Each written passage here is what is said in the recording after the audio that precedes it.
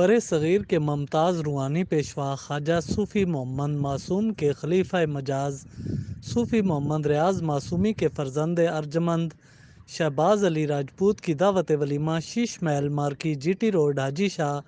ممتاز عالم دین استاذ العلماء علامہ مفتی ابو طیب رفاقت علی حقانی کی دعا پر اختتام پذیر ہوئی، جس میں انہوں نے کہا کہ 4 اشخاص چلتے پھرتے جنتی ہیں، ان میں میاں بیوی ایک دوسرے سے محبت کرنے والے بھی ہیں۔ اس موقع پر سابقہ صوبائی وزیر